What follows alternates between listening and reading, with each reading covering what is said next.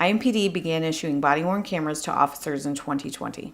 Body-worn cameras are designed to increase transparency, ensure accountability, and enhance public trust by effectively using captured video. Additionally, the camera footage can be used to highlight the realities of police work, used in administrative and criminal investigations, and to improve training and policies. Body-worn cameras, while valuable tools, only capture a portion of an officer's field of view. In addition, the body-worn camera video clarity is limited when compared to the human eye. IMPD uses body-worn cameras that are designed to self-activate if certain standards are met. For example, a camera will activate when an officer arrives within 500 feet of a dispatched run, begins to run, violently shakes during a physical altercation. The camera is in a horizontal position for an extended period of time, if an officer activates emergency equipment with his or her patrol vehicle, or if an officer activates the camera by using a remote. The camera is attached to the officer's uniform mid-level in the chest area. The lens is fixed and does not capture everything that is seen and/or experienced by the officer. Once the body-worn camera is activated, it has a 30-second buffer during which the audio is not activated, but the video is. This feature allows video to capture sudden incidents where either the body-worn camera self-activates and/or the officer manually activates it. This critical incident video details an officer-involved shooting that occurred on May 28, 2024 at approximately 9:30 a.m. Preliminary information is being presented in this video with the intention of increasing public understanding of what occurred. This investigation is still in its early stages. It may take a year or longer for the investigative process to be completed. Understanding of the incident may change as additional evidence is collected, analyzed, and reviewed. Warning: the following video contains graphic images and language. It is not suitable for all viewers. At about 9:30 a.m., IMPD officers responded to a report of an armed carjacking at a gas station in the 2800 block of North Post Road. Denise District 54, carjacking just occurred on North Post Road, more to follow. 142, 10 with port, put on that. Figure 142, 9 a.m. It's going to be the marathon. 4 subjects in a gray sedan with rear end damage. 1 black male, face mask with a gun, exited the vehicle and took complainant's vehicle. It's going to be a white 2015 Dodge Charger, New Jersey plates. They also took her purse and her phone as well. Unknown direction of travel. Investigators obtained security camera video, which captured the armed carjacking.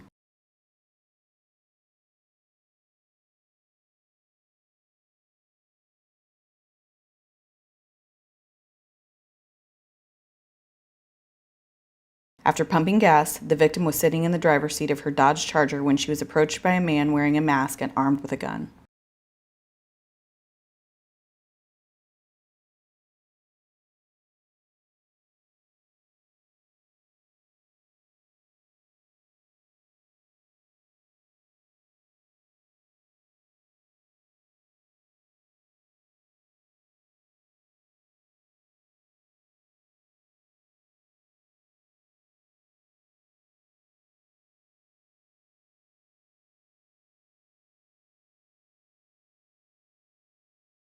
The suspect knocked on her window and pointed the gun at her.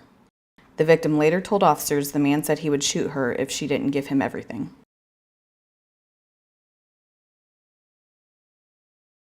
The suspect forced the woman out of the car and then took her cell phone and disabled it.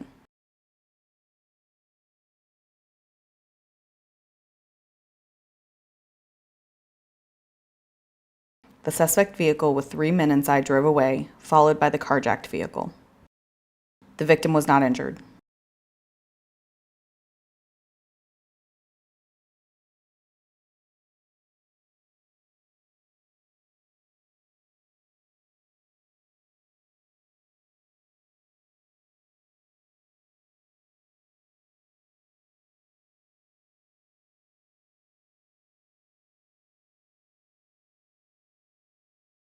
Dispatch broadcast a department-wide description of the suspect vehicle and the carjacked vehicle.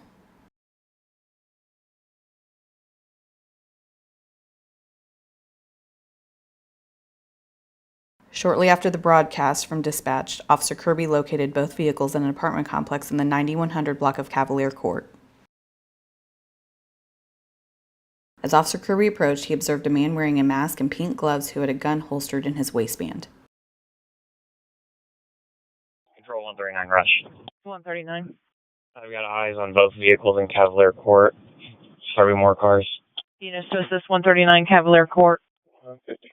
150 at 9:30. 139, we're out on Cavalier. Hold on, one's got a gun, about to take off running, I'm sure. The man armed with a handgun and wearing a mask and pink gloves was later identified as 20-year-old Jarrett Gray Jr. When Officer Kirby approached Mr. Gray, he fled. Officer Kirby gave Mr. Gray multiple commands to get on the ground and drop the gun.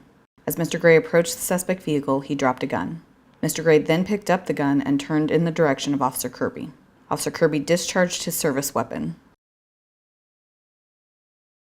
Hands up on the ground now! On the ground! On the fucking ground! On the ground! On the fucking ground! We're running eastbound, one of the cars was taking off. On the ground! Drop the gun! Drop it!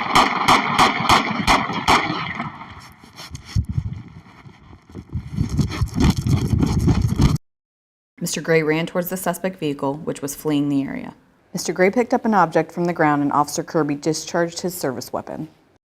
Mr. Gray dropped the gun and then he fell to the ground. Mr. Gray then makes a motion toward his right calf. Officer Kirby again discharged his service weapon. Police active shooting. Down Cavalier Court. Drop it! Drop it! Drop the gun! Arms out! Arms out!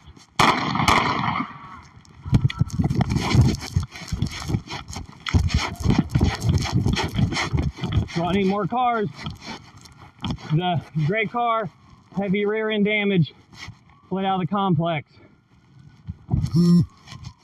Arms out now! Arms out!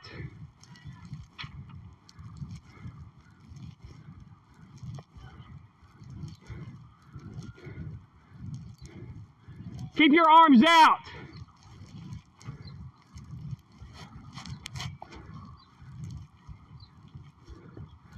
Arms out to the side.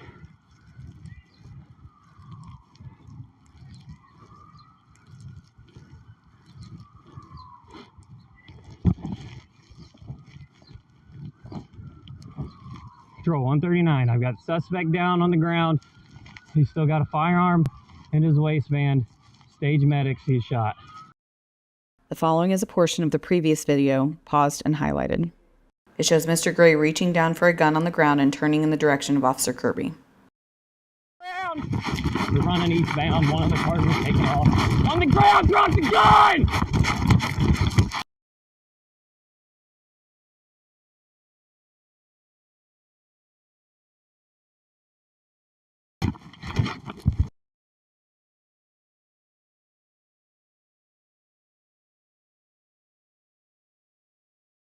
Drop it!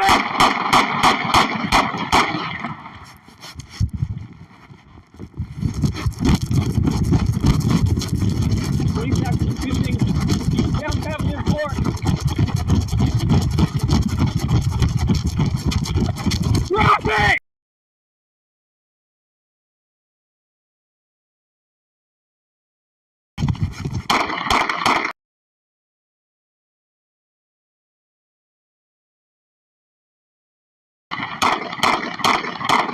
Drop it!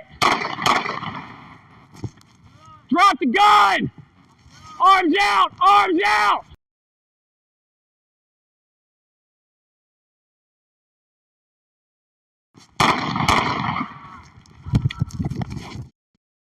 Additional officers arrived on the scene.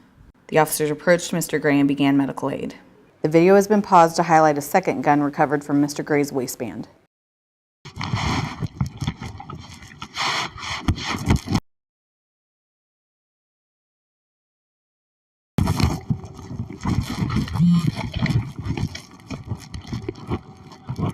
You have a... I don't... I got one.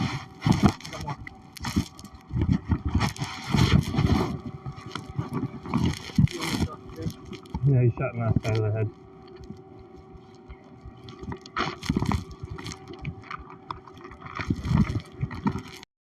Mr. Gray was transferred to the hospital, where he was later pronounced deceased. 2 handguns were recovered near Mr. Gray. The firearm on the right had been converted to a fully automatic handgun due to the addition of a machine gun conversion device, which was affixed to the slide of the gun. The suspect vehicle fled the apartment complex after the officer-involved shooting. A short time later, that vehicle was located in the 300 block of North Shortridge Road. Several men were detained in connection with the carjacking. 20-year-old Joseph Dowda was arrested for his role in the armed robbery. The victim's car was recovered. No officers or uninvolved citizens were injured in this incident. This incident is being investigated by IMPD's Critical Incident Response Team.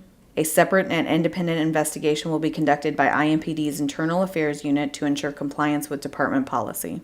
The Marion County Prosecutor's Office is being consulted throughout the investigative process. This incident will be reviewed by the Civilian Majority Use of Force Board. This occurs after the conclusion of the criminal process.